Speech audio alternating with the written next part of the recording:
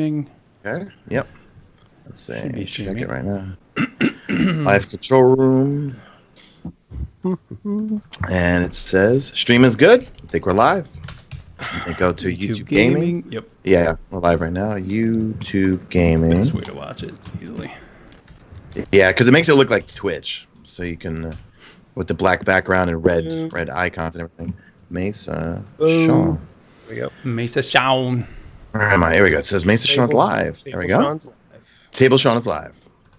And I put I keep forgetting the in Whisper of the Worm. Hey, Roland, Omega Impulse, Whisper A360. of the Worm. Destroyer. I keep calling Whisper of Worm. I keep forgetting that it's Whisper of the Worm. It's Whisper of the Worm, right? Right. Yeah. Yeah, okay. Whisper of the Worm. What's up, everybody in chat? Yeah, what's up, chat? How you guys doing? Yo? Everyone in chat. Hey, Kate 6 is still in chat. What's up, everyone? He ain't dead. Oh, he's right here. Yet. He's right here. Oh, there he is. I had to go to eBay, by the way. eBay. Nice. Oh, did you I had get to go to eBay. Wow. Chat, does anyone who here in chat was able to get themselves the Whisper of Worm this weekend? I didn't realize they were going to shut it off today and then make it come back next week. Hey, Brian Glenn. You think, Sean, is there anything new that came out today? Do we know? No, they just said that one tweet they made, the anomaly's closing within 12 hours, and that's going to come back. Me and Kate-Up have the new Gambit week. shirts on. Yes, sir. Got it. Let's go. Oh, nice. Rock and roll. I took Alex his as well, so my son got his as well. Nice.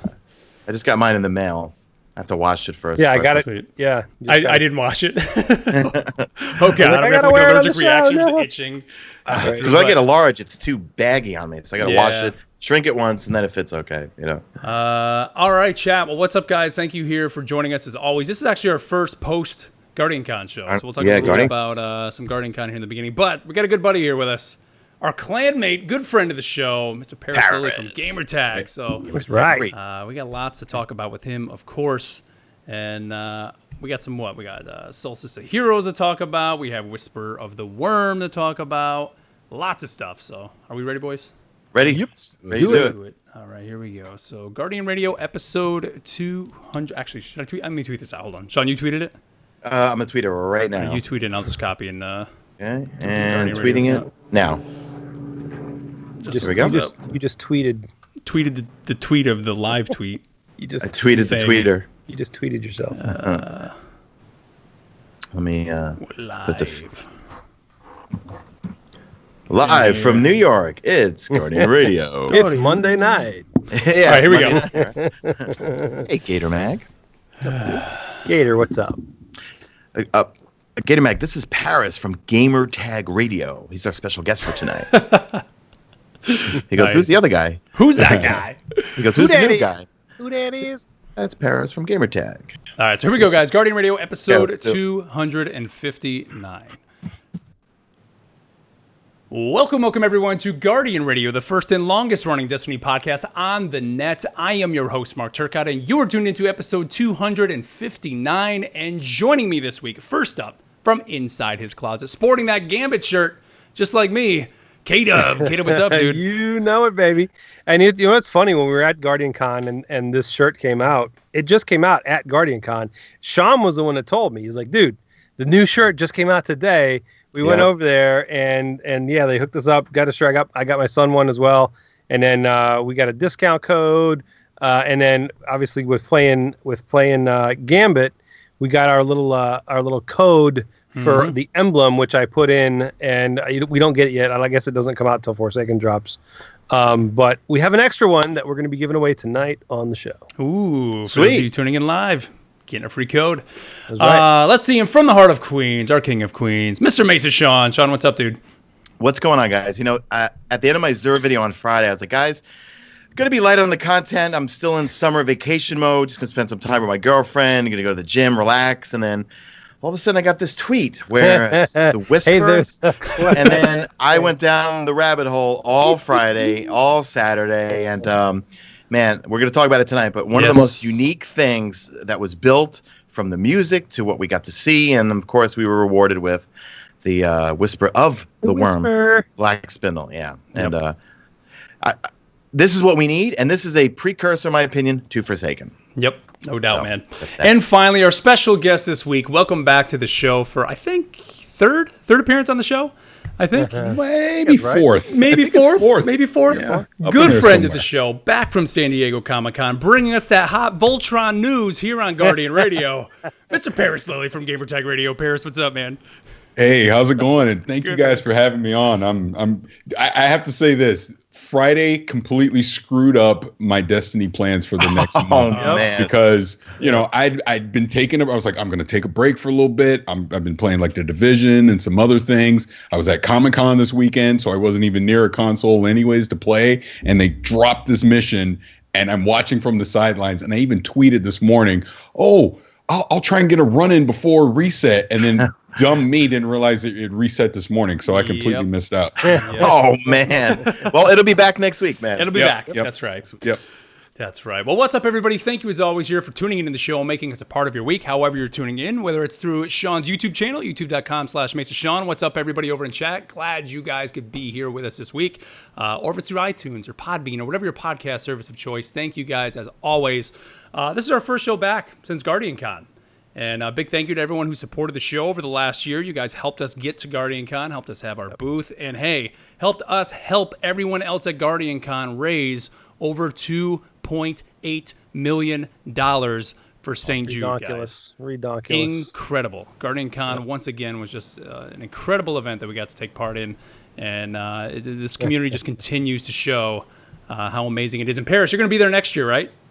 Yeah, hopefully, come on. Yeah, I was gonna say, how was your Guardian Con experience, Paris? I was working. That was my Guardian Con experience. And the terrible thing about Guardian Con is not terrible, but the no-brainer is I'm from Tampa. That's where I'm born and raised. Yeah. So I already your told mom Trey. came by. She might have. So next year I'll be there. I'm going to bring Trey. I'm going to bring my son with me. Awesome. He's excited. So we're definitely going to do it up. Yep. Yeah, it was a lot of fun this year, as always. Thank you again for everybody who stopped by the booth, that signed our banner. We have some great stories, and I will tell you, on this month's EBD, I think we're going to dive into some stories. So if you do want to continue to help support the show, you can do so. Head over to our website or down in the show notes for the thing. You can see how you can help support the show and get access to EBD Radio. It's $5 a month gets you that, or $5 a month gets you access to that, as well as help support the show.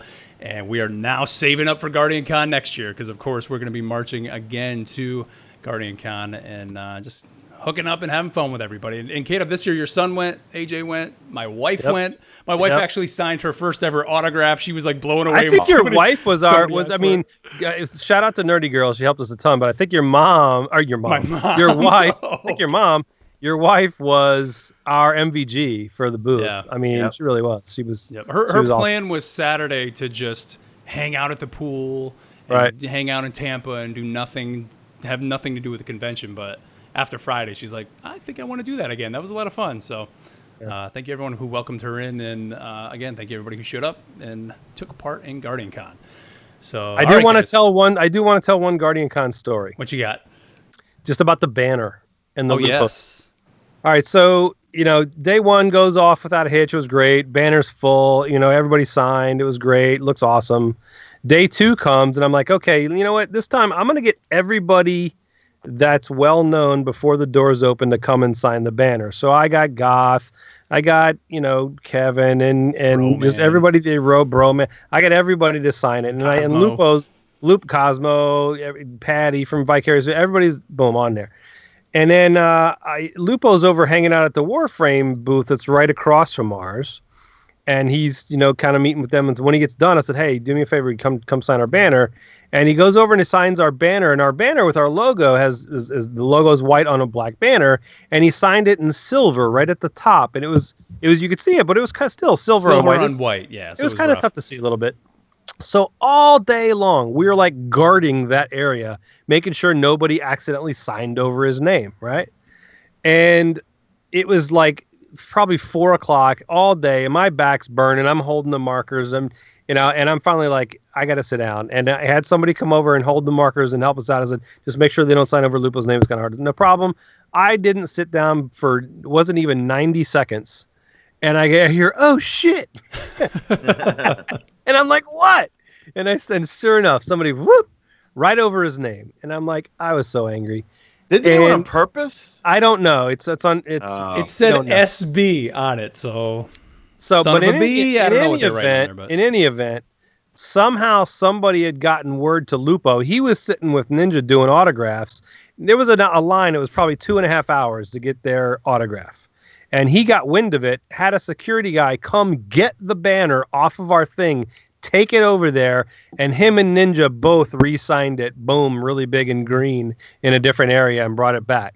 So I thought that was just a class move by that. Yes. He didn't have to do that. Yep. And it was just awesome. And then we got Ninja on there too. So the lucky girl that got that banner, let me tell you something, that thing was awesome. And it was just an amazing event. Yep. And mad props to Lupo. I got a really cool picture with him and my son. And but just nice. It's amazing how nice this community is. We've got an email later that talks about it, but it was an awesome event. It was just epic. It was awesome. No doubt. And if you missed it, you can find the audio for our panel. It was last week's episode. And I do have the video. I was able to grab it. I just haven't had a chance to edit it all down. So we'll get all the video up there too, so you can check that out. But all right, guys, we got lots to talk about. Let's move on past Guardian Con and talk about some of the news that came out this week in our news segment that we call Dispatches from the Traveler. All right, well, outside of Guardian Con, obviously the big news here, I mean, we could be sitting here talking about the Solstice of Heroes, but I don't think that's what anybody wants to talk about right now. We got to talk about the Whisper of the Worm. I mean, this thing seemed to pretty much come out of nowhere. Spindle, baby. But isn't this like, this to me was their response to feedback of people saying, we want a mystery in Destiny again. Yeah. And I mean, Paris, for you not being able to really take part of it, where was that hobbyist Destiny player in you? Was it like deep down just like, I need to be home, I need to be logging in, I have to do this? Yeah. But that was the thing. Like, I still remember the first time the Black Spindle mission came up on Reddit. Yeah. And I saw it like 5 a.m. or something like that before I went to work. And I sat at work all day dying to get home to play it. And I had that feeling times 3 this week, because I literally Friday, Saturday, Sunday, I'm dying because I want to get home and actually play this mission. And, you know, like I said, I missed the reset, so I'm not going to get a chance to play it until next weekend, or, you know, when it reappears again. But that's great. Yep. I'm excited for this. This is what I've wanted since the launch of Destiny 2. Yeah, we've had nothing like it, right? Yeah, we've had nothing like that. So I'm very excited. And I'll just say this really quick and I'll be quiet. If this is a prelude to Forsaken, if this is what we can expect in Forsaken and the Dreaming City and all the secrets, I'm in. Yep. This is getting it back to what I want it to be. Very excited for it. Well, that, and plus it took the Black Spindle quest and took it to 11. You know what I mean? Because like Black Spindle was like a quick get in, kill everything, and you're done. Right. This was just beautiful space, constructed space that had a vault. And we're going to talk about the Vault of Glass Easter egg in a second here too. But yep. It reminded me of the Vault of Glass. Then you get to the middle, and this beautiful music that was brand new came in. Yep. It's long. They wanted you to explore. There's 5 different chests that you get after it. There's a heroic version of it, and it was kind of like the Black Spindle quest, but on steroids. And the fact that no one knew about it, just popped up out of nowhere, and we had to figure out, is this, first off, how do we get through this whole thing in this time limit? Then someone showed me the shortcut to bypass that whole big room. And I remember I have it on my Hunter because I am directionally challenged. I cannot jump on my Warlock. So I have to use my Hunter with the Stompies, and I can get to certain things really quickly. But even then, I still fall a lot. But you know what's funny, Sean? Real quick, the funny thing is, everybody, once they figured out the shortcut, everybody thought the green room was just a troll room. No. Everybody thought the green room was just a room that Bungie was trolling you to waste time to get to, but it's not. Yeah. You still, when you first get the Whisper of the Worm, you got to go back and you get the chest. They give you this Blighted Essence, and you do one more heroic, and it gives you 24% towards your catalyst. But there's 5 chests. So you do have to go around the jumping puzzle to get one of those chests. To get those, yeah. But just, you know, so going through things, and then when you start veering off, there's other places to explore, and there's a Vex portal that's in there. And when you stand in front of it, if you walk through it, nothing happens. But when you stand in front of it and you look through it, it's literally you're looking through into the Vault of Glass. And I had other people go in to D1 and actually take screenshots. When you drop down before the gatekeeper and where that ledge is, you know, kind of where you're all, you know, it's kind of dropping down with disappearing pillars, there's a portal that's not active. That portal, I believe, is active during the No Time to Explain quest, I think.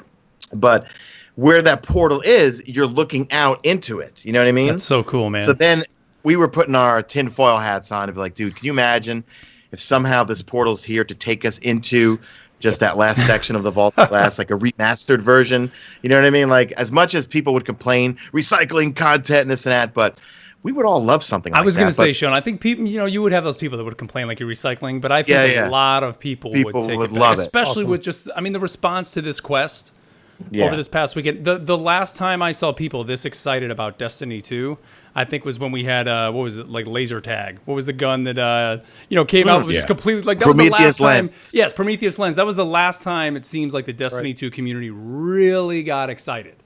Sure, Warmind was great and everything, but like that, just to see tons of Reddit threads and everybody diving in there. People just see people playing PvE outside of our buddies WTF Game Nation and that on Twitch, just trying to do these hard as nails quest was fantastic. And I actually only got one shot to really get in there. I just had a little bit of time this weekend, and we got 2 of the bosses down and couldn't get that third one down. But that whole experience was just fantastic because that room is so hard, man. I mean, it's almost like a rainbow of elements in there. You got Arc, you got Void, you got Solar, and it's just you literally have to work as a team moving around that room. Like, all right, let's move to the right side, let's clear the right, let's move to the left. And well, the funny thing is, and then Slayridge has been soloing it. I know. The funny thing is you don't have to kill all those blights. No, you don't. That's what everybody thought. They're wasting time doing that. You are. Yep. We kill the first 2.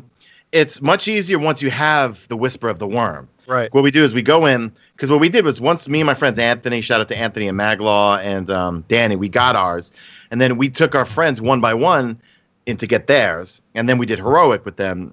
And we do is we kill the first 2 blights, and then we basically would sit back and snipe everything, because the key thing with the Whisper of Worm, if you get a body shot, non-crit, you're not going to do any damage whatsoever. But when you land a crit, it is ridiculous how much precision damage you do. Right. And when you get the Catalyst Masterwork done, you get box breathing, which bumps it up again. I saw a clip on Twitter where they one-plated, not one-phased, one-plated right? Catalyst. I saw that. I think it was prestige because every hit was like 180,000, So we would drop down. So we recommend, if you don't have the Whisper of Worm, use Sleeper Simulant. Arc Striders, in my opinion, best for this entire counter. Because every time we'd go to a room, an Arc Strider would clear out the entire room, make orbs for the next Arc Strider. They would go in, Arc Strider cleans the whole thing out. With Radiant, because I would use Stompies to get through the jumping, switch to Radiant Flux when we get to the room, clean everything out, and then move on from there. But and if I have to hear one more time, Cabal again, my head, you know what I mean? Because like everyone, I've never seen IO that more populated, and seeing so many people waiting on IO, all waiting for this, and then everyone freaking out on Twitter, Reddit, calling out, because I guess all of the public events are globally the same, I think. Because everyone, we were saying, well, what if we go into different instances? You might get a blight one, but everyone was saying that it's all on a global timer, that when it's a Cabal excavation, it's for everybody. And then someone was starting a rumor that even the Cabal excavation, one of the Taken Dude spawns, but we checked. There's only 3 spawn points for one of the 3 bosses, and there was no Taken Dude. But it was an awesome quest, man. It's fun. So it's going away this week, we know, and it is going to come back the following week. Do we think, are they just taking it away because of the Cabal issue? Because didn't Dylan tweet out something saying like, oh yeah, we're looking at that, like Cabal again?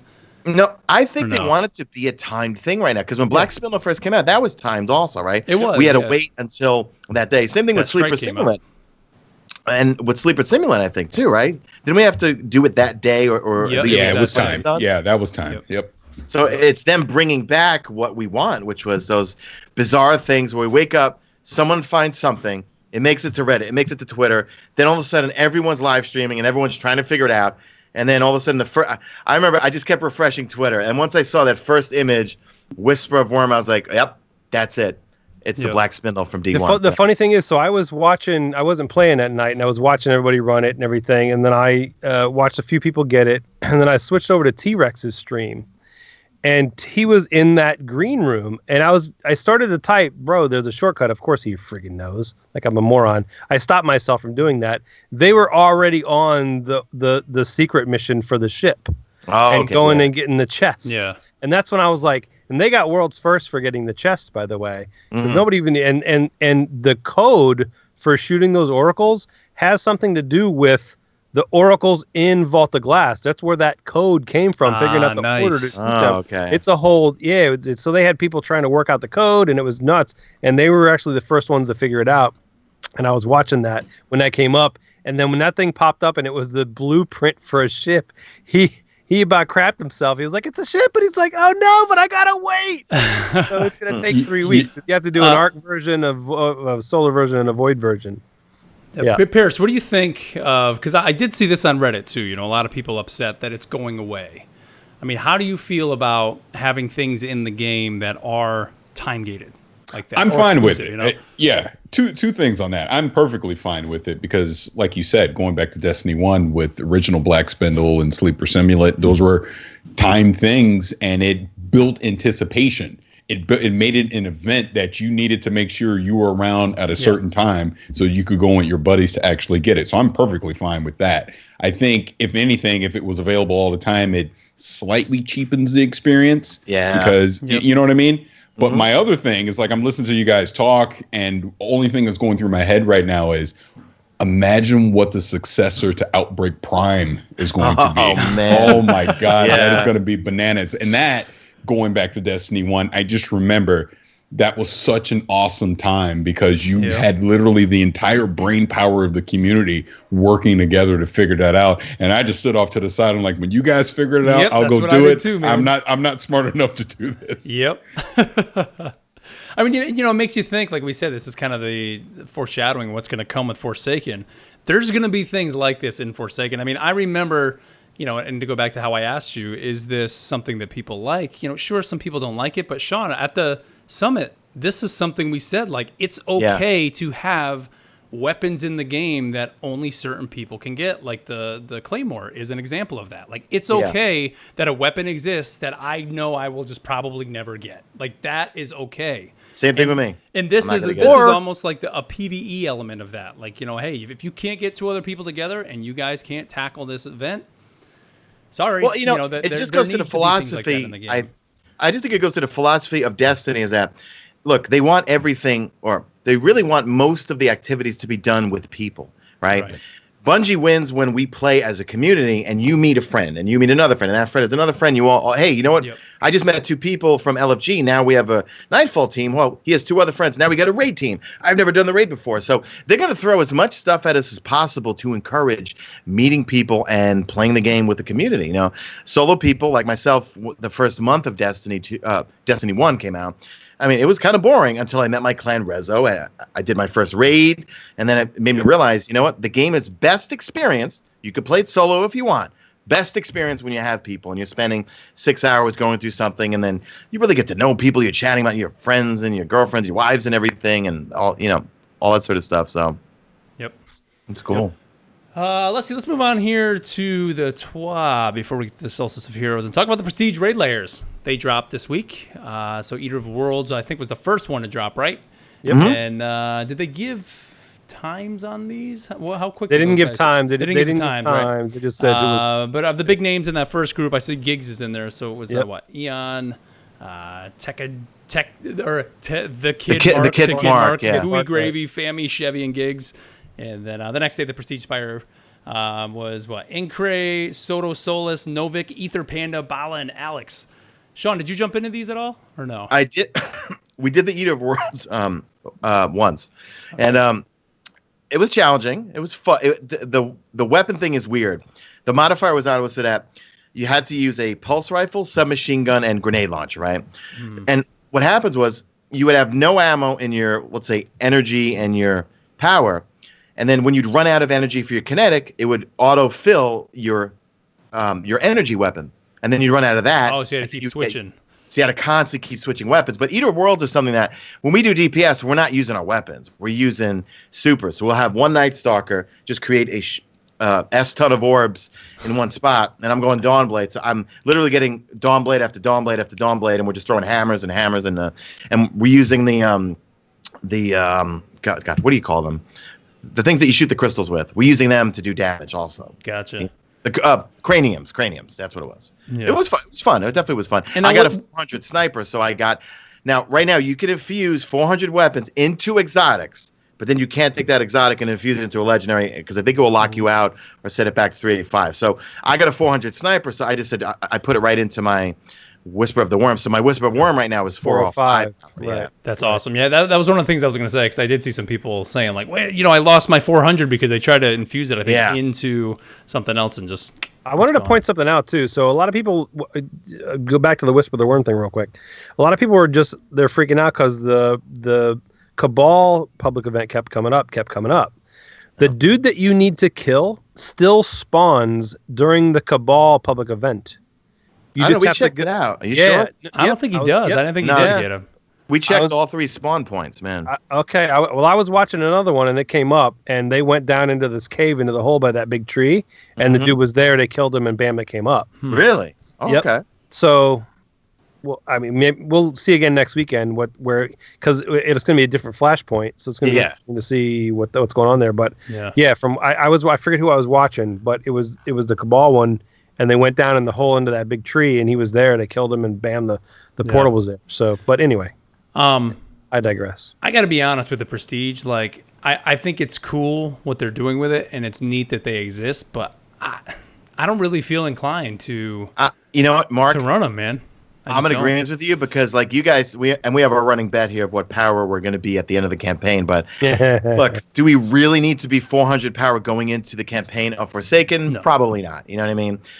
Is it fun to get some 400 stuff? It's cool for them to throw a carrot out like that, because, the diehards, the collectors, they want to be 400. You know what I mean? Because part of Solstice, and we'll get into it, I think part of the armor sets to get it to 400, you have to do a raid, I think, right?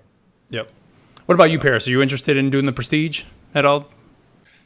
I'm kind of with you in that I've not done Prestige yet, but I want to do it to quote unquote check the box to say check it off. Did. Yeah. But I don't have that incentive that we had back in Destiny 1 to go do it. You know what I mean? So I'm really hoping all this changes in Forsaken. I really am, because I want to get back to that feeling like, man, I got to go run Prestige because I got to get this piece of gear. I got to get this. I got to get that. And right now we just don't have it. But I do think it's going to come back. Mm-hmm. Paris, let me ask you a question, because the carrot on the end of the stick has always been the thing that everybody's wanted, right? We want this. We want this reason to play, and a lot of people wanted the grind. For me, and I was cursing in our private chat the other night because honestly, I'm not a fan of the huge grind. I'm okay with grinding for a reasonable grind, but the ridiculous, like, I played for 10 hours yesterday and I gained 1 light level. That's not okay to me. But the question that I have for you is the thing that I like, the carrot on the end of the stick for me, is power matters. So that's the reason that I want to grind to be as powerful as I can, to when I go into PvP or wherever it is, it matters. Now that power is going to matter in PvP. How are you as far as what's the carrot on the end stick for you? Like, what gets you to go, okay, God, I need to get in there and play. I need to grind. What is it for you? I feel you on the power matters thing, because I think it'll be nice to have Iron Banners and trials and things where that's going to matter again. But I think for me, it's always been that quote unquote one elusive weapon that I can't get. What do I have rolls or whatever? Yeah. What do I have to do in the game to get this? Or like you're bringing up random rolls, like Magaloop. I want the God roll for it. So guess what? I'm going to go run that strike until I get it, kind of thing. Right. Those type of grinds I'm okay with. Right. And then you have that sense of satisfaction at the end, when you get what you were chasing the whole time. Right. And we don't have that right now, but you can see it's coming. It's coming. Forsaken. It's absolutely coming. The big thing I'm praying for this raid that will make me literally do anything to do it every single week is the weapons have to be God rolled. If we think about Age of Triumph, the reason why we did it so much is because they had the best weapons in the game. Remember Fatebringer Adept, Genesis Chain Adept, Solar Auto Rifle with Firefly and Focus Firefly, Steel Medulla, Chaos Dogma, not so much the King's Fall Adept weapons, but Vision of Confluence Adept. The Vision. You know what I mean? Yeah, they were the raid weapons. Vision was Mark's baby. Were set perks. I got that on my first ever Vault run, man. That was my gun. Oh my god. Yep. But when I think of this raid right now, the Leviathan, I mean, I'm looking at Destiny Item Manager right now. The only really raid weapon that I enjoy using on a regular basis, and even then, that's debatable, is the Midnight Coup. The rest of the stuff, I mean, they're okay, but they're not taking me away from Nameless Midnight, my Manananan, my Ikelos SMG. Well, no, Sins of the Past. Right. I was going to say Midnight Sins, man. Come on. Like, Past. Sins is like almost always in my inventory. That's the only one that I really use out of That's the only rocket launcher that I have all 3 flavors leveled up as high as they can go, and I have all 3 of them on me at all time. Yeah. I did. But so if they could make a Forsaken raid, well, that drops just amazing weapons you can't get anywhere else, that'll be the carrot that will make me like, guys, every week we have to do prestige. We got to do everything in the raid, you know? Yep. Well, I mean, Caleb, let's talk about kind of, I guess, what spurred this was the fact that you were trying to level up, right, this week. And unfortunately, unless you're doing the raid, you're kind of locked into, which just goes back to, I think, the overall way they developed Destiny 2 was it was just kind of came down to the milestones. And if once you did your milestones, you can play for 10 hours and you're not going to move anywhere. You're not going to get stuck. Right. So the thing that really made it stand out to me is, so as everybody knows, like I've had other stuff going on that is limited my time to be able to play. I mean, with my son and his stuff, my job, starting a new business, all this, I'm moving now. There's a lot of stuff going on, and I haven't had the time to grind like I normally do. So I really only had my Titan. And not only that, what I did with my Titan is I made sure that I had an arc loadout, a void loadout, and a solar loadout. So those were kind of my 3 things that I was leveling up, was each set of armor that I needed for each, maybe the Nightfall, whatever the burn was that week, and that's how I did it. And I just completely left my Warlock and my Hunter alone. But this week I was like, you know what? When we get Forsaken and it comes out, you get 1 buff to bring 1 character to max light level. So I'm like, okay, I got to go pick one. So which one do I want to level up? Well, I see this video of the ridiculous melee from the Warlock shooting at hand cannon range, and I'm like, okay, I guess I'll go level up my Warlock. So I started from the beginning, went all through D2, went through Warmind, went through Osiris, the whole thing in one weekend, and it was so much fun. I had a blast leveling that character, and every time I would get a blue, it would be 10 or 20 light higher, and it would boom. I would level up. I was progressing, and I was feeling the progression. Now, granted, it was D2 and 2 expansions, and I was doing a ton of progression, not just one thing, and it was done in, if it was just one thing, I would have done it in 5 or 6 hours and I'd have been done and I'd have been pissed, right? And that's why everybody wants to grind. For me, I had to go through it all, but it was so much fun that I'm like, okay, now I've gotten my Warlock through everything. She is now 360 already. I'm like, okay, now I'm going to go back and make sure that I do my milestones and get my powerful gear for my Titan. And I get up to where I can. I've done everything except for the raid. But I'm like, you know what? And you said to me, well, you haven't done the Osiris weapons. I haven't forged those. And you're right, I didn't. So I started grinding for that, and I played literally for 10 hours yesterday, and I gained 1 light level. That I was so aggravated at the end of the day. I was cursing in our little chat. I was like, I was so mad. And that, while I appreciate a grind for a weapon, like Paris was saying, I appreciate a grind for something that you're going to get when you finish whatever you're doing. The grind for light to get to power up that is that long was ridiculous to me, and I was really aggravated with it. So I'm really happy that going into Forsaken, the light level is 600, because it's impossible that the grind's going to be that long. You know what I mean? So it's impossible. We'll never get there. If the grind was like this, like it is today, and we're 385, 400, let's say, going into Forsaken, and the grind is as long as it is in current Destiny to get to 600, it'll take you a year. All right, don't say anything. Paris. After you finish the campaign in Forsaken, there we go. Quote unquote campaign, we got to hunt down the Barons. What light level will we make it to the Dreaming City? We're going into the end game. What light level are we going to be at? Man, I feel like we have all this pressure on me now. So we're 385 now. You can potentially get to 400. I'm going to hedge my bet and say we'll be 480. Okay. At the end of the campaign.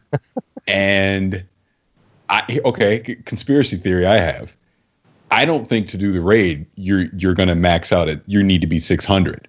I think can comfortably. Right. I think you'll comfortably do the raid around at 5. 5. I agree. Yeah. 5. Yep. And that extra 100, that's going to be all your post end game Dreaming City stuff. Dreaming City stuff. Yeah. Yep. Yeah, I like 480. I was sitting around 500, but I think I can feel 480. I think that's. I'm thinking 450. I think about 425, 450 is my number, man. Sean, come on! You're in a whole campaign. You're only going to do 25. Dude, we burn through campaigns, man. I was gonna say I'm not holding my breath for a super I think it's going to be campaign. 4. I think it's going to be 462. I mean, Sean, think Destiny 1. You go from 420, 10, 420, or Destiny 1. In Destiny How are 2, we not all saying that? I know, right? In the Destiny 2 campaign, you go from 10, right? Because you lose all your light. You go from 10 to like 240 in the campaign. That's because we had no light whatsoever, Right. so we had to get it all back. But it takes them. So I would do. They got to finish you off around 480, 500, right? Can I go back to something K-Dub said in passing when he was talking just a second ago? Is it confirmed that we're going to have the Spark of Light with Forsaken? Like the one buff? Yeah, so every time boost, that for each copy of Forsaken, you'll have one that you can bypass Warmind and Curse of Osiris. You still have to own them, but you can literally bypass them with this Spark or whatever they're calling it, and start right in and start playing Gambit. and the original campaign. Yes, Yep. yeah. Okay, You thank bypass God. all Because that, yeah.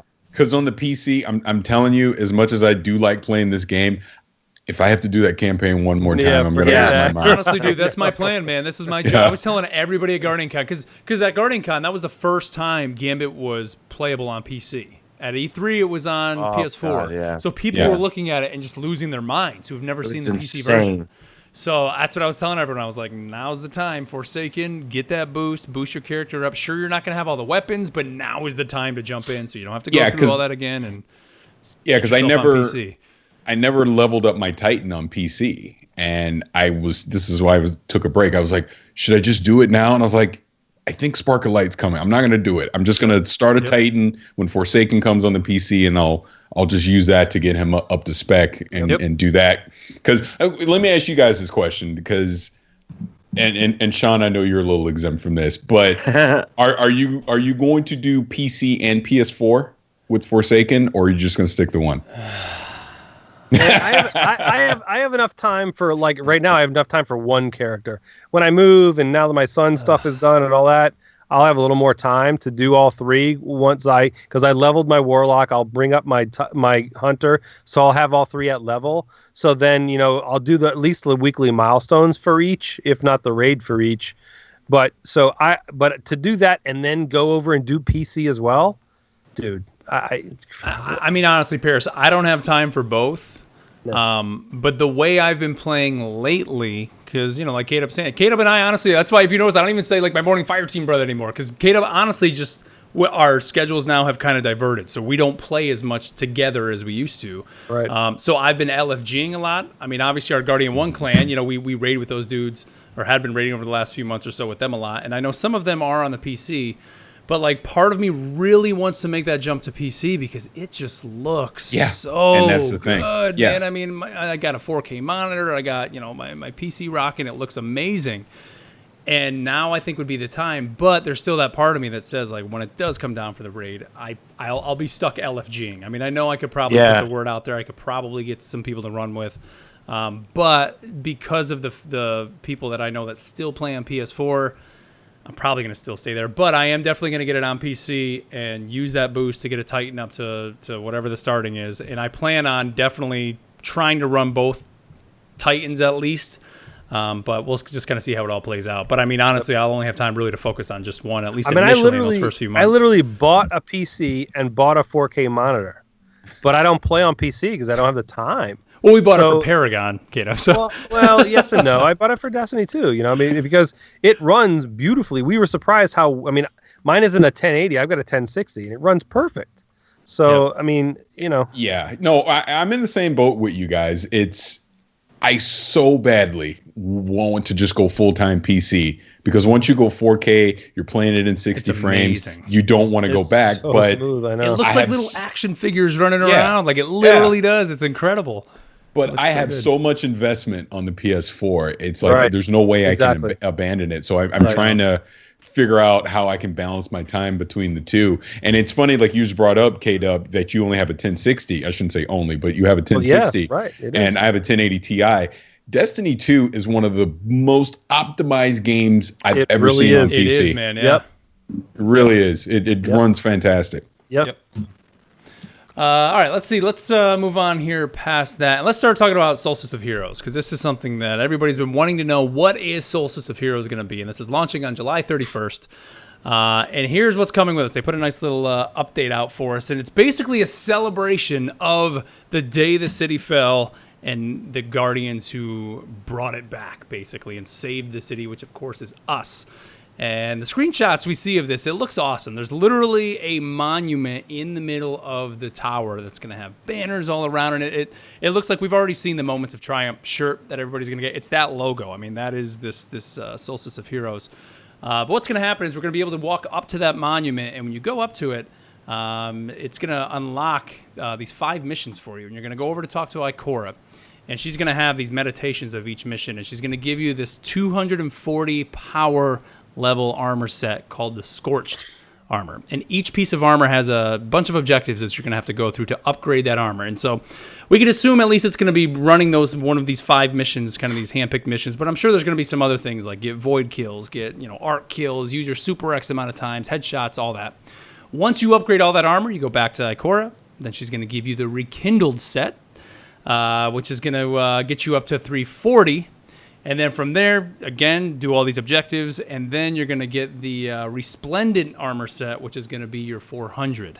And then there's going to be another set of objectives on those to then give you the Masterwork version of the armor. It's interesting to me. Going backwards in light and doing that, I think it's going to be cool. I like it. I know, Caleb, you were worried this week when you were kind of going through your whole, leveling up here. You're like, man, I want to be able to take part in this event. I got to be 400. And I said to you, I'm like, there's no way they're going to make you be 400. And here, they're making an event where everybody can take part in it. They're going to give you this low light level or low power level armor, and then everybody can go out and just slowly just take your time and go through these objectives. I think it's a great thing. The 5 missions they picked are the Homecoming, the Spark mission, Payback, which has the tank on it, so there's going to be that. The 1AU, which is the one where you're kind of fighting as you're going up to the big, what's the name of the ship that's pulling everything out of the sun? The Almighty. The Almighty. You're like kind of on the Almighty where it's like getting ready. You see that light coming from the sun down it. And then Chosen, which is the final mission. I don't know. You guys excited for this? I think it's great. I think it's awesome. It looks like to grind for them. Age of Triumph, and then what was the spring update we got while we were waiting? Wait, it was after, not House of Wolves. It was after a year after House of Wolves. We got the April update, right? Didn't they call it? Where there's a bunch of kind of cosmetic Didn't type we get a thing. strike with that? Or no? Oh, that's right. The Taken Blighted strike over on the moon, I think it was. So yeah, this will be cool. Anything to log in to do some new things and stuff like that. Will always be fun. We're all look. Let's face it. We're killing time until September 4th. That's what we're doing right now. You know what I mean? So they're giving us fun stuff to do, man. It's awesome.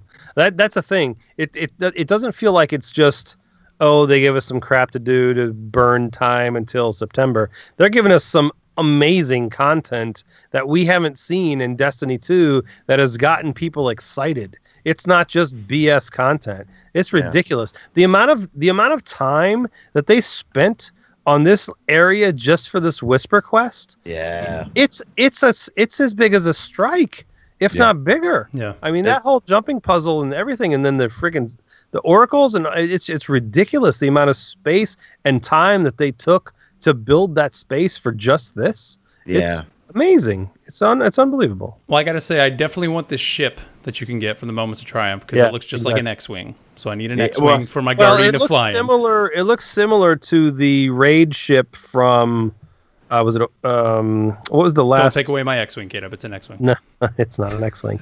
It looks like... the Nano Phoenix was like the Nano Phoenix. No, not the Nano Phoenix. The one before that looked ridiculous. It was like Kingsfall. Kingsfall. Yeah, ship. it was Kingsfall.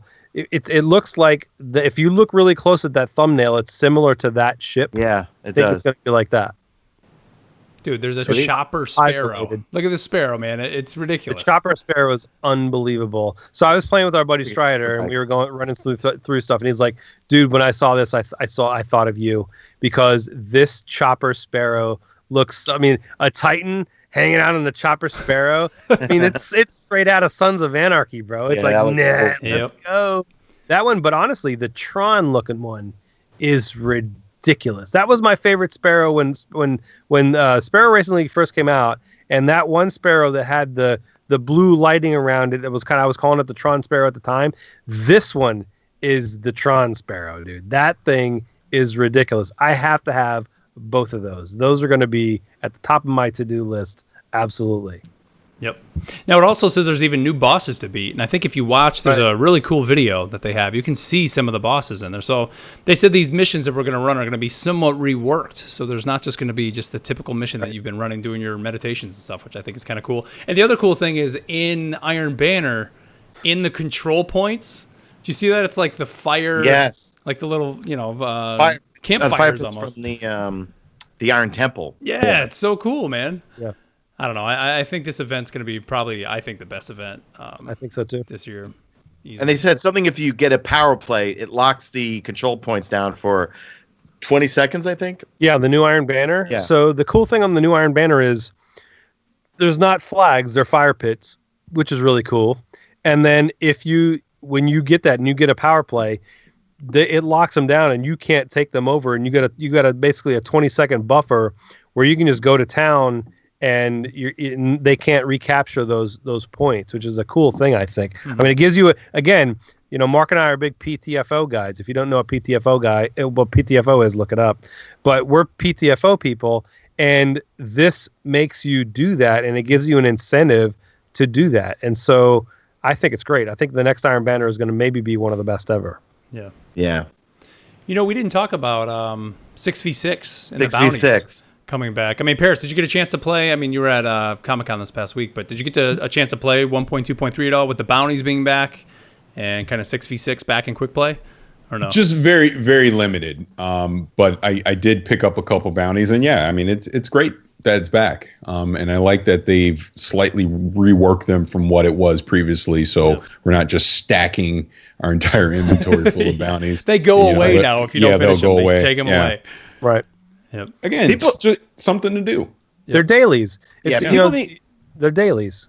Go ahead, people Sean. need to understand, because I see in my comment section, people are freaking out. You get nothing from them. They get it. Look, it's a precursor to Forsaken. There's going to be bounties with Petrovenge. There's going to be bounties at the tower. There's going to be all new gear. There's going to be random rolls. You're going to want to do those daily bounties every day. I know for Banshee, I'll be turning in weapon parts to see if I can get a random roll of whatever XYZ is the next god weapon out there. But I feel like I felt an experience that I haven't felt in a long time, which is, oh, wait, I just finished one character. I did my daily bounties. I'm going to do my other characters now. Whereas for the longest, it's been I'm going to do my weekly milestones, then I'll move on to my other characters. Yeah, right. Like, let me jump on each three. And before the negative Nancy's chiming in, like, well, why are you hoarding the tokens for? Well, look, the Vanguard, Crucible, Banshee, they're going to get all new gear. And especially when random rolls comes out, if there's a particular archetype that I can get rolled with really good rolls, I'm hoarding all those Vanguard tokens and all those Crucible tokens. Yeah, I've seen some people in chat saying that they're useless. They're not useless. So if you want to be able to level up quickly when you get into Forsaken, if you've listened to Sean, if you listened to this show over the last month, I wish we could show Sean's inventory right now on his character. Because if you look in his vault, he has tens of thousands of tokens. Yeah. So those bounties that you do, you get tokens and you get some shaders, but you get tokens. Those tokens, just hoard them. Yes, Zach P. into things says, I'm still hoarding tokens. Hoard your tokens for when Forsaken drops. Doing those bounties every day. Because I went today and did my bounties. I went to Shaxx, got all the bounties. It took me exactly one PvP match to do them all. Yep. One PvP match. It took 15 minutes and all my bounties were done. I went and got the ones from Shaxx. It took me one strike to do all of the bounties. If you're using the right burns and using the right weapons, it takes one. So doing those bounties is easy, and it's tokens, and it's going to be currency that you're going to want when Forsaken drops if you want to level. Right now, and that's the other reason that I really went back and leveled my Warlock.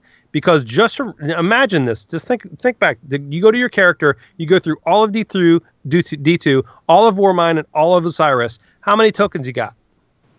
You got a few.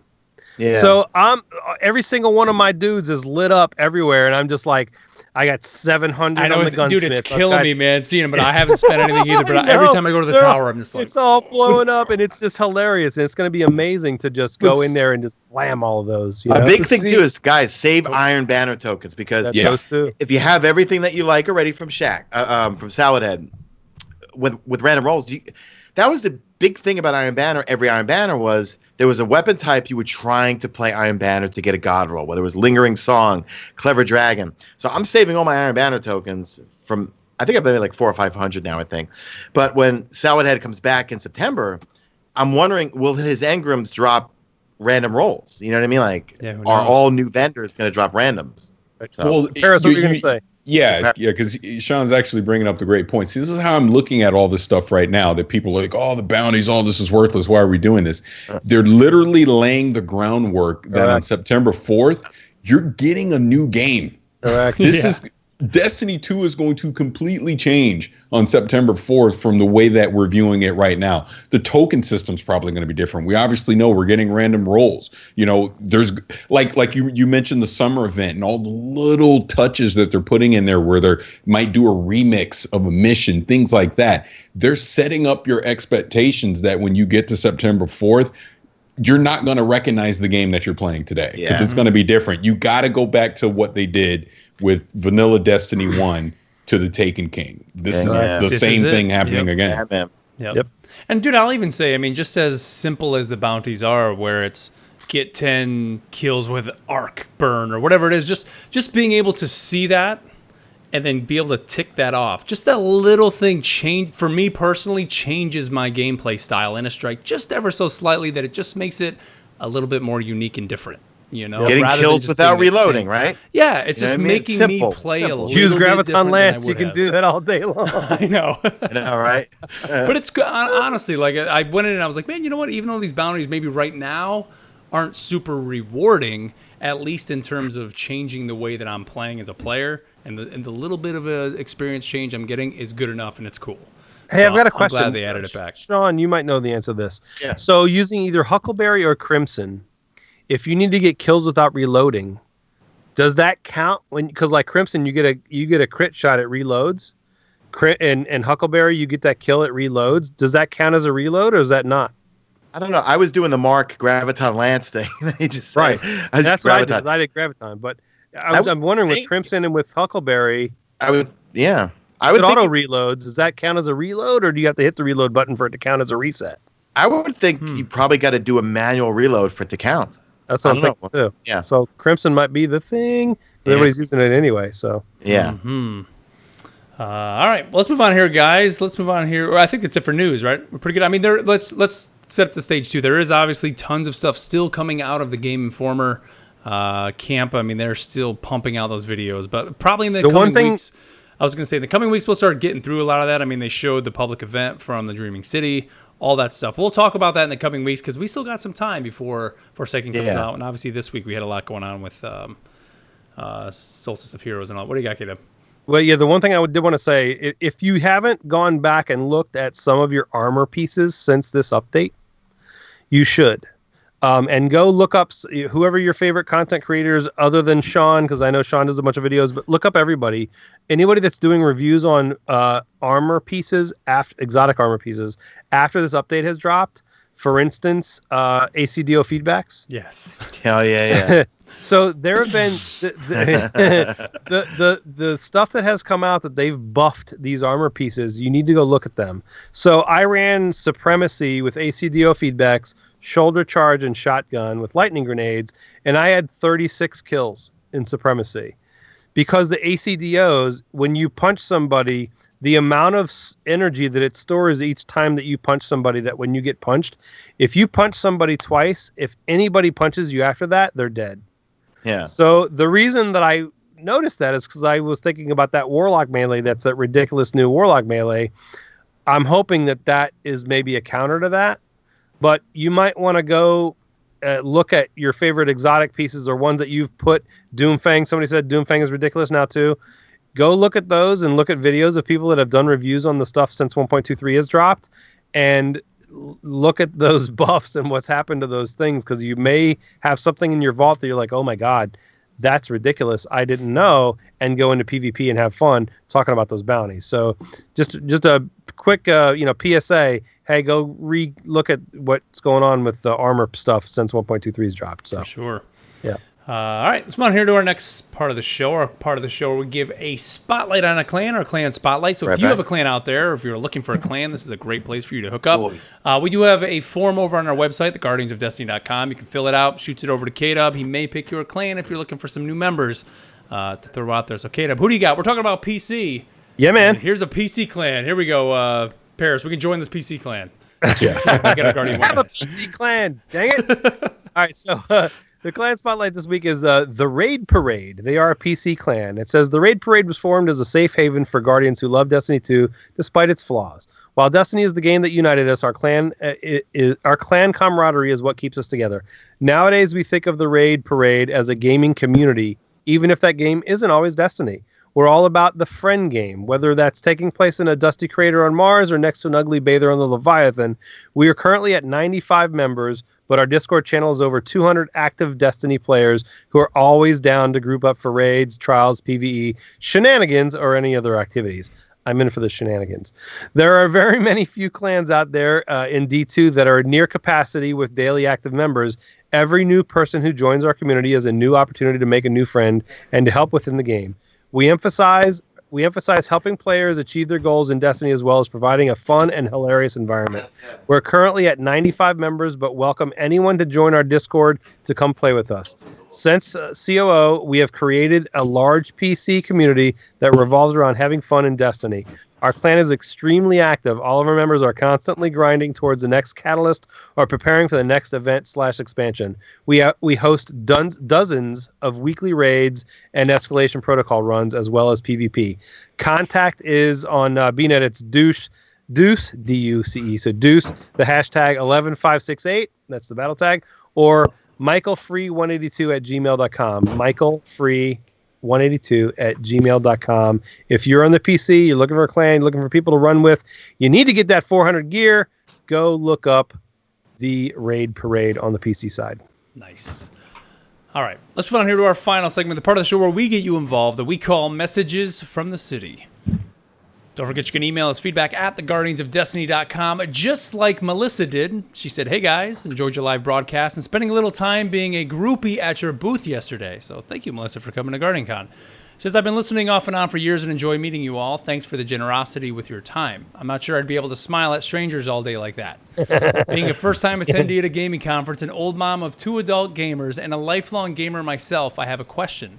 I've spent very little time online gaming before Destiny. Not sure I need to go into details, but the community was not very welcoming to women.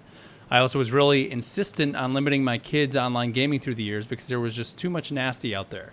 Thanks to clans like Dames and Safe Gamers, we've all been in the Destiny community almost since the beginning and have pulled in other family members like my young nephew who just turned 13 and is ready to join a clan with us. I'm constantly surprised and impressed by the character of the people in this community and was blown away yesterday by you guys and so many of the others involved in GuardianCon. What makes this community so special? Have I just been unlucky or playing the wrong games? She says Call of Duty was nasty. Is it Destiny or Bungie, or is it just the GuardianCon mission in St. Jude? I'm interested to hear your perspective. She said, I'm sure you're going to get flooded with emails, but if you're still reading, thanks for making it to the end. Don't know how you balance your life with all you do. Melissa Memkfong on the PS4. She's a safe gamer and Titan all day.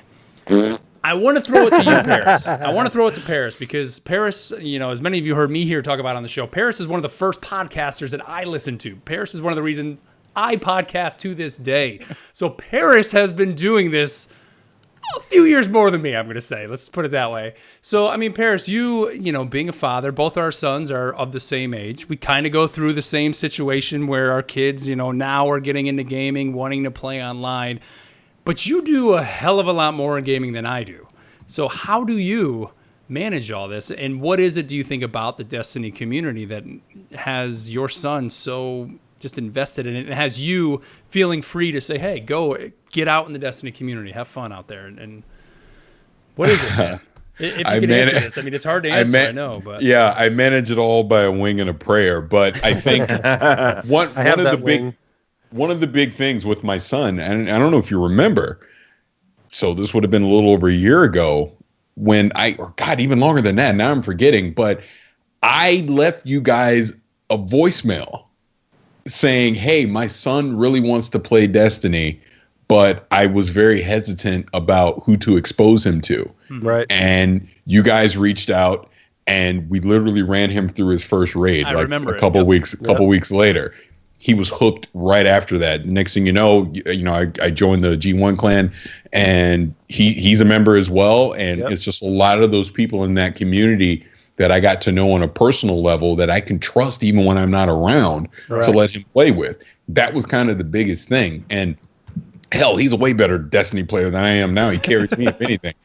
But that's the beauty of this community. It's why I've been around for the past 4 years, because you meet so many great people in the community, like yourselves, obviously, and just countless others. And that's why, like a Guardian Con, every year, I'm going to go. Something happens, I don't go, and I'm at home crying because I wish I was there too, because I want to hang out with all those people. Like just real quick, and I'll be quiet. One great thing is I went to PAX West last year, when Destiny 2 was launching, and just being there and meeting so many people that I'd been talking to online and playing with. And it was just like a big party, man. But going back to the whole thing with my kid, I manage it because the community has just allowed me to trust so many people, and they've not let me down yet. Like K-Dub, our kids play together. Yep. It's awesome. So I couldn't ask for anything more.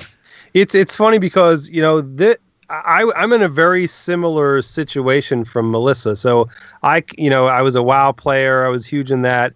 Guilds absolutely sucked for me in WoW.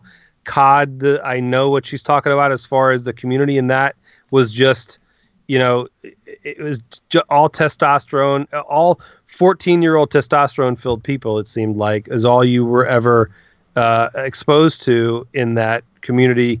Whereas this community, I started a GoFundMe for my son who had brain surgery, and the freaking CEO of Activision donated. Bungie. Of Activision. That was a huge. And Pete Parsons donated to it. It was. He's from Bungie. I'm sorry, Activision. Sorry, Bungie. I'm sorry.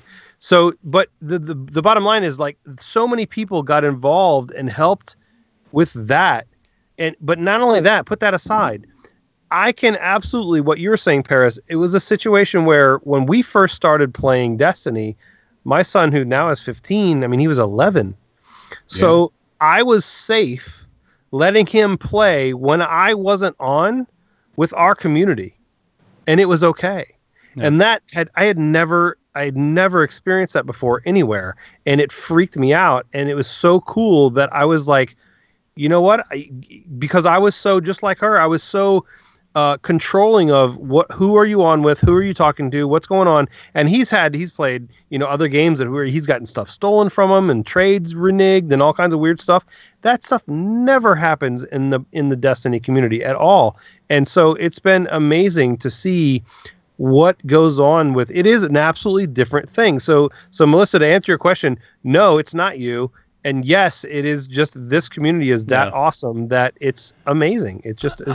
For me, man, you can go back to those early episodes of Guardian Radio, and I remember us talking about how just it seemed like the tone they set with what Destiny was going to be, it was even going to be different than what they did with Halo. Bungie has always been a great developer for embracing their community, going back to those Halo days, the marathon days and all that. But there was something about Destiny and how just the story of it, where it's we're all in this together. The Earth has fallen, and we're going to have this online game where we're all going to be hopeful, and we're going to try to just get out there and help each other through these hard situations and bring back the Earth, basically. That's ultimately kind of what we're doing with Destiny, is bring us back to our golden age.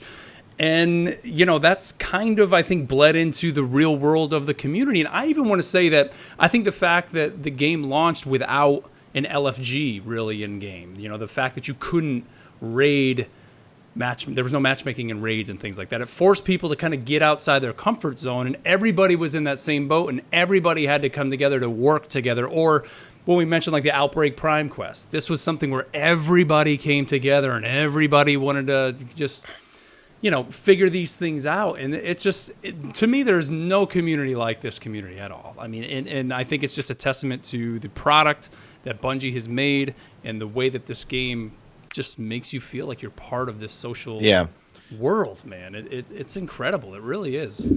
I think back to the product where it's a game that you need to best experience it is to do it with other people. You know what I mean? And you need help with other people. Whereas from my background prior to this, I never really played a game like this. I never was into single player campaign type games, except for Horizon Zero Dawn after D1 came out. But the bottom line is, like, most games that I was playing was multiplayer Call of Duty or Killzone Shadowfall. So it's you and maybe a friend or two against other people. Whereas because this is a co-op PvE game, it requires you to have some sort of social skills or be able to talk to other people. But when you see people like the WTF Game Nation guys who are doing nonstop ragecations where they'll take someone who literally does not know a thing on what to do and they will get them through the raid and they'll teach them how to do it. We were doing Whisper of Worm carries this weekend, They teach a man to fish, WTF. That's what they do. Yeah. It fosters a community where people need each other to do things and, that people need help with things. And it's just different than other games, I guess, Yep. All right, let's see. Let's move on. That was a great email too, Melissa. Thank you. And thank you for stopping by too. Glad we got to meet you. Next email is from Dennis. He says, my question for you guys is, do you think that us Guardians and the Fallen could ever call a truce and team up? I mean, we were both chosen by the Travelers, so maybe. We'd love to hear your thoughts. Thanks again. Well, we do know we're going to get, and this is a minor spoiler alert, is it the Spider? Is that who we're going to be, quote-unquote, teaming up with a little bit, I guess, in Forsaken? Yeah, the Spider's going to be the NPC on the Tangled Shore. He's going to give us wanted bounties, and we're going to have these things called something lost sectors. I forgot what they were. Outlaw lost sectors, where we have to hunt things down, provide offerings to him. But for the most part, the Fallen, they're not Scorn. Like, the Fallen I heard or saw on the Tangled Shore, the Fallen are fighting the Scorn. The Scorn are twisted, and they've had experiments done to them, and they've been kind of mutated, and they're almost like zombies. They've been reanimated so much. So the Fallen don't like them either. You know what I mean? We've had a Fallen NPC before, by the way. Yeah, Variks. It would be interesting. And they said, we're going to learn. They didn't give us any spoilers on Variks. They said, we're going to find out what Variks has been up to in Forsaken. So we don't know exactly what that means. I don't think he's going to be an NPC, but I'd love to hear him talk just for a little bit again. Paris, if given the choice to go back to like Halo 2, where you could either play as a Spartan or you could play as an elite, would you, in a Destiny 3, play as a Fallen rather than a human? Well, I learned back then, because I'm an old man and I still remember Halo 2 in those days, don't play as an elite because his head was too big and get sniped. Exactly. So, the hitbox was bigger, that's right. You know what the funny thing is, just a real quick sidebar, the reason that the majority of my characters are female characters is because they have a slightly smaller hitbox. Exactly. It's smart. Very smart. But I could see a scenario where they could have a Fallen as a kind of a quote-unquote class player, maybe in Destiny 3 or something like that. I think it's possible. Why not? I think it would be cool. I mean, the one thing that would suck is you'd have to like start over as a new character. I think, I'm trying to think of a game, I think it was Guild Wars 2 that did that. Like the original Guild Wars on PC, whoever the enemy faction you were fighting, when the second one came out, they were a playable race. And so would be a similar situation here where it's like, all right, well, now suddenly you can play as the Fallen. It would just be weird hearing them like grunt. Imagine that, like when you get punched, like, I mean, I don't know what sound does a Fallen make, like when he gets punched in the face. It's just weird. But that would be cool. Definitely be cool, Dennis. Let's see this last. I think it's something that's possible because there's also been a lot of talk over the last year or two about us being able to have a Fallen character. Yeah, which would be cool too. Well, that's what we're saying, man. I mean, that's what we're talking about. Would you play as a Fallen character? Right. No, I mean, so not only a Fallen character. So I absolutely think that yes, this could happen. Yes, we could have a truce. So I think yes, Dennis. I think we could have that happen at some point in time. All right, let's see. This last email comes to us from Viper Jock in 1977. He says, "Hey guys, so in Forsaken, what we know for sure is that Aldrin, with the help of the Scorn Barons, has murdered Cade 6. Do you think we will fight Aldrin in the campaign and kill him then and there, or will we fight him a couple of times throughout the campaign and even into the raid? The reason that I ask is that I want to kill him in the worst way, but I don't want it to be easy or quick. What do you guys think would be the best way to handle what should be an epic fight? Thanks, Viperjack 1977, Gunslinger for life." Now, Paris, I should mention at E3 you got to play the campaign mission, didn't you? Yeah, I did. You did. So I got to hear Cade's final words. Or you got to hear Nolan North. Yeah. Final words. Right? Yeah.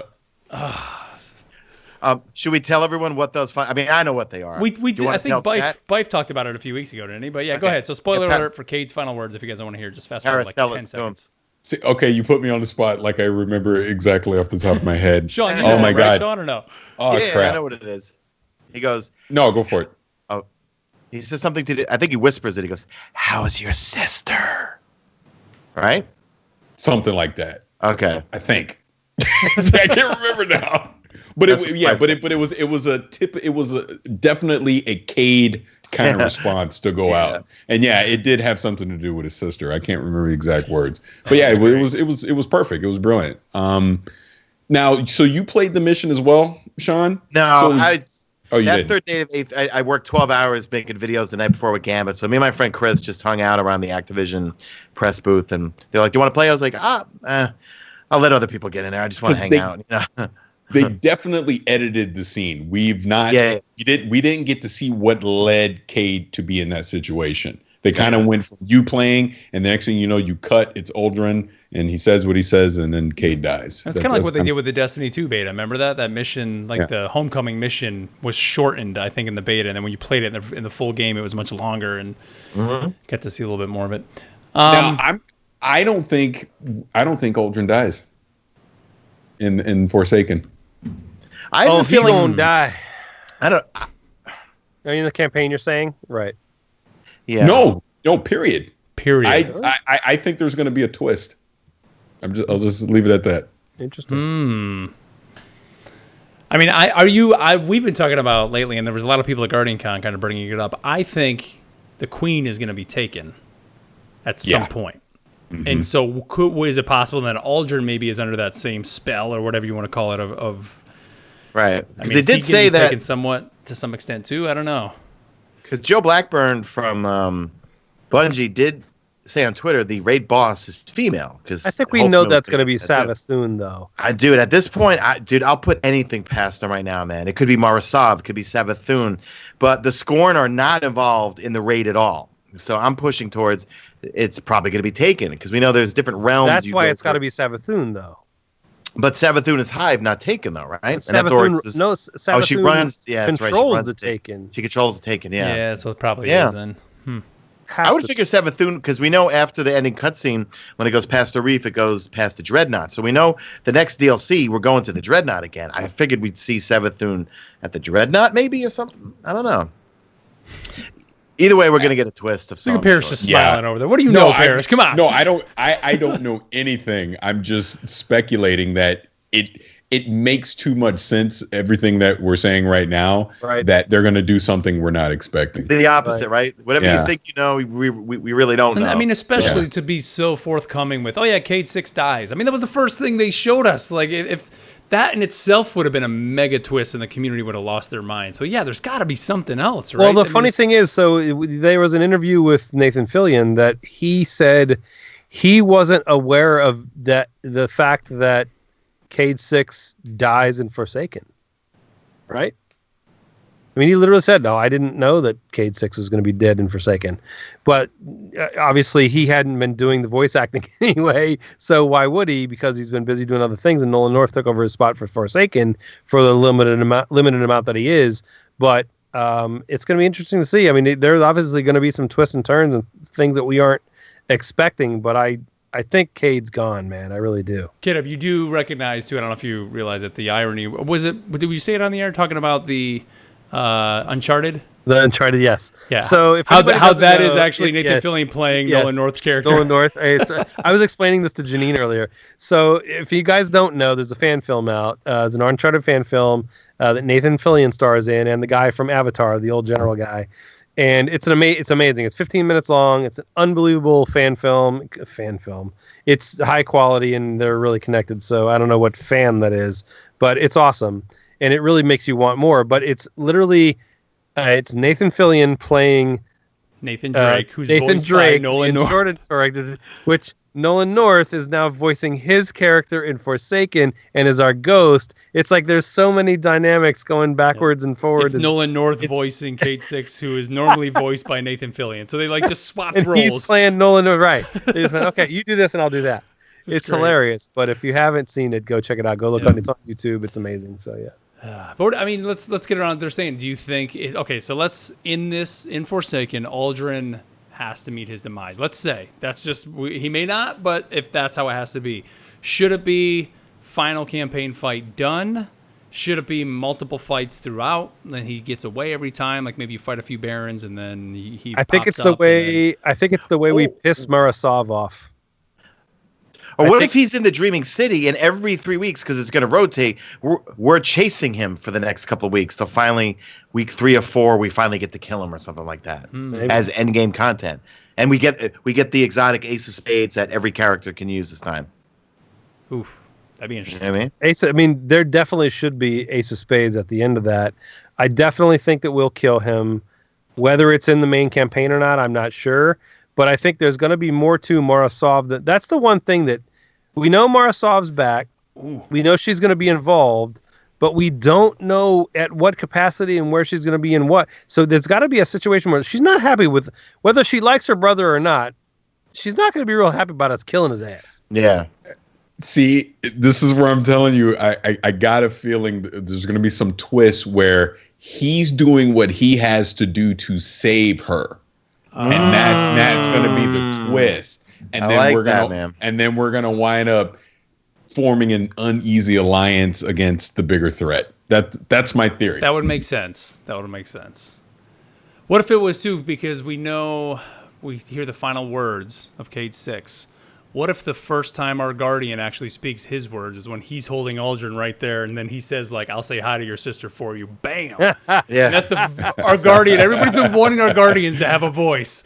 That's when he has a voice, and that's salt in the wound. Like, we're finally talking, and we're talking to Aldrin, and that's when he's done. You pull your helmet up and go, the helmet comes off. How's your sister? Yeah.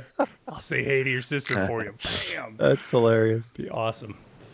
All right. Well, thank you guys for those emails. Again, email us feedback at theguardiansofdestiny.com. We love hearing from you guys. Love getting, your topics in that. Thank you guys so much for sending those in.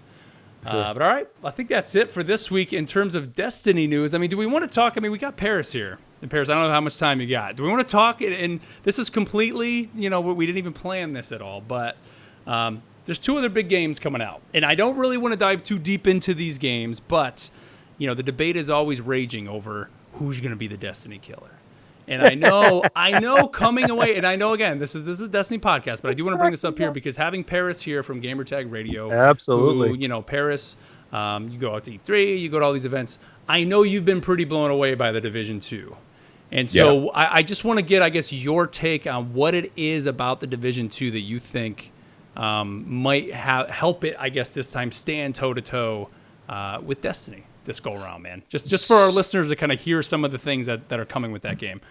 So I'll try and make it short and sweet. Yeah. So to preface all this, I was very against the Division when it first came out. I went to a preview event and I was asking the creative director some questions about the end game because I'm already knee deep in the Destiny at this point. So I'm asking questions about the end game and he didn't know what to say. And I go, yep, I'm not playing that game because they don't have anything to do. So I literally did not start playing the Division until the end of December of 2017. And that 1.8 update came out and I've seen all the things that they've done, the global events, etc. So at E3, I had the opportunity to sit down with Julian Garrity, the new creative director, and he explained about the multiple raids coming in year 1 and just the roadmap for the end game. And I got to play that demo and comparing it to what the Division 1 is right now to what they're trying to do with the Division 2. I'm very excited for it. Awesome. I really think this is going to realize that vision that they originally had for the Division when they announced it a few years ago. And I think of the quote unquote 2 Destiny killers that are coming out early next year, the Division 2 has a plan for the end game. And I think that's the biggest thing. Whereas I'll say this about Anthem. I think people will play Anthem for about 3 weeks and then they're going to finish everything and they're going to go, now what? Because I don't think the Anthem has an end game. I really don't. Whereas it doesn't. Yeah. Yeah, which at least the Division 2, they're trying. I don't know how this 8-man raid herding cats getting people together is going to work, but at least they're trying. They're trying, and they have the Dark Zone. Obviously, we don't know. There's no PvP in Anthem. There's no endgame in Anthem. Whoa, hold on about endgame. I can say publicly, I am part of EA Game Changes for Anthem. There's a lot of stuff that I know that I can't talk about publicly. If people want to know my thoughts and opinions on what I do know or can say publicly, I made an Anthem video. Just look it up on the channel. But the thing that I was going to say, and I'm going to send this back to you, Sean, but the thing I was going to say is the community as a whole, like public spaces and whatnot, you're never going to run into people. It's not. For now. It's not. Right. You know what I mean? It's not. If look, the game is still far out. If people clamor enough that they need to have a social space where you see other people, if you're out and about in the open world part of Anthem, that's it. Listen, I can't say a few things, but yeah, I mean that's a big concern for me. That's a concern for me. Is what I like about Destiny, where it roped me into never playing a co-op game before, was I never felt alone. When I played a campaign, it was me and my TV. When I played Destiny, I was like, I'm out and I'm seeing other people that I know are behind their TV sets, and we're helping each other do a public event, or we're shooting aliens, or we're on a strike, and we're emoting to each other. That's another human being. Yep. That's going to be a big deal for Anthem, I think, to succeed in terms of this open world experience, looter shooter. They need to do something with it where you're out and about and you could see other people doing other things, and you can email and say, come help me, or send them a request to do something with you and explore. They really need to do that, you know? Yep. And one of the reasons... I think Division 2 is the closest thing to anything that's going to be... Yeah, that game looks amazing. What I was going to say is, if you are a Destiny player and you're seeing the things that the Division 2 are going to be doing, where they're planning this end game. I mean, we're already seeing with Forsaken, Bungie is going to do somewhat the same thing, or are planning on with the Dreaming City being this end game space. But I can't help but be excited that the Division 2 is focusing so much on the end game, because guess what that means?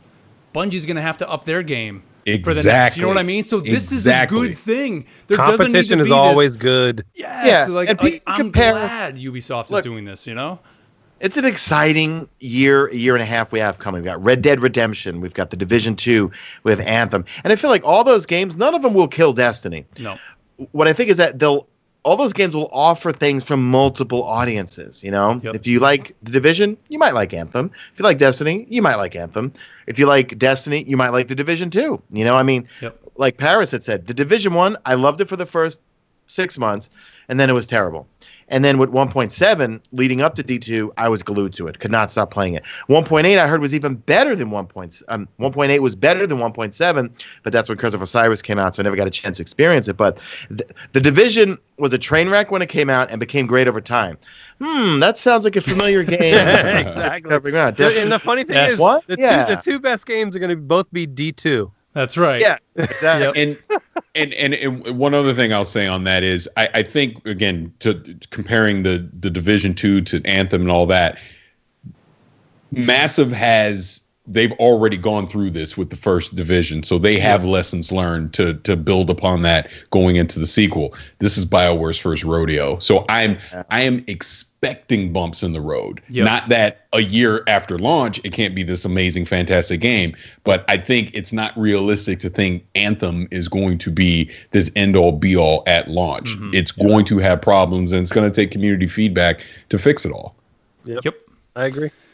All right, I just want to throw that out there. I know we had Paris here, and I knew, just kind of get his viewpoint here, because it's obviously a conversation that we have amongst ourselves. I know the community is always talking about it. And hey, gamers are gamers, and so people are drawing lines in the sands and picking sides, and it's like, no, this is we all win. Let's all enjoy it. Yeah, exactly. For gamers, man, come on. When they start competing with each other and stuff like that, and you know what? For content droughts, man. I mean, like Horizon Zero Dawn for me was a godsend when it was between content droughts. I literally would log in, do my Destiny videos for the week, the resets, the weapon reviews, and then I would just play Horizon Zero Dawn all night long. You know, so I feel like all these games coming out, it's going to be tough to figure out which one to devote time to. You know what I mean? I know for me, Destiny 2, that's what I'm going to be covering nonstop. But if those other games rope me in, I will cover them, Sean, my problem right now is Forsaken comes out September 4th. Uh-oh, and on September 7th, Spider-Man comes out for the PS4. Oh, and September 9th, come on, the football man. season starts, baby. Come on. By the way, Spider-Man. By the Come way, on, man. I got to play the demo again at Comic-Con for Spider-Man. Oh my god! So, Paris, what are you gonna do? Like, I mean, I Paris, have no idea. which I one are you have gonna no play? idea because, like you said, Forsaken. Then there's Spider-Man, and it's just but there's. they're days apart. Like for me, I'm just like they're like 3 days apart. I don't know what to do. At least I will get 3 good days of grinding in of Destiny 2, but I'll have to put it down and play Spider-Man. There's no way. The Raiders play on September 10th and Monday Night Football, by the way. Oh yeah, and it's football season. Don't remind me. Yeah, wow. Yeah. But all right, guys. Well, let's wrap it up there. Paris, as always, man, thank you so much here for coming on the show. Give the plugs to everybody out there. I know, a lot of our listeners here know you, but give the plugs where they can find you and the show and all that.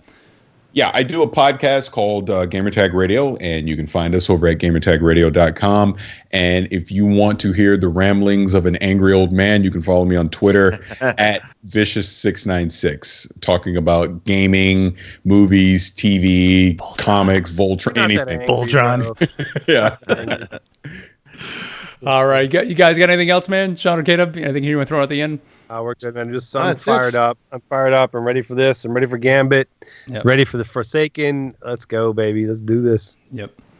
All right. Well, everybody, as always, thank you so much here for tuning into the show, whether it's on Podbean, through iTunes, through YouTube. Thank you so much. Remember, email us feedback at theguardiansofdestiny.com. Follow us on Twitter at guardiansofd. You can check out our website, theguardiansofdestiny.com. You can find all the links over there.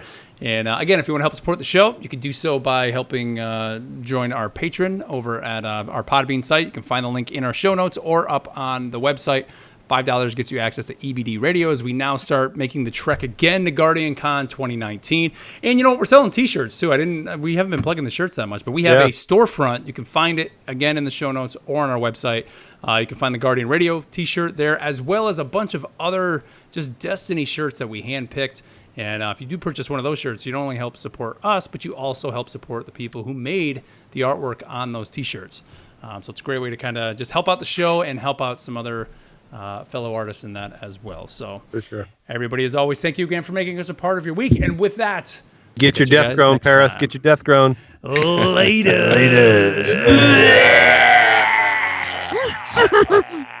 Yes. Oh, Yoda made it. Yeah, that's Yoda. Nice. Stream, before you guys leave, could you guys all smash that like button? Drifter put out a video that likes actually helps videos. I never realized it because I never ask for likes. I always do my outro like, drop a like at this video only if you see fit. Drop a thumbs up if you guys can. I liked it. Good show, guys. Thanks for coming on Twitter at Mesa. Oh, thank you for having me. I appreciate it. My wife has been blowing up my phone the whole time, so I better go. All right. Okay, man. All right, dude. We'll catch you, but I'll catch you guys later. All right, take care, man. Later. All right, Stream. Thanks for hanging out, guys. Stream. We're gonna cut it now, guys. Thank you so much. We'll catch you guys next week. You guys are legends.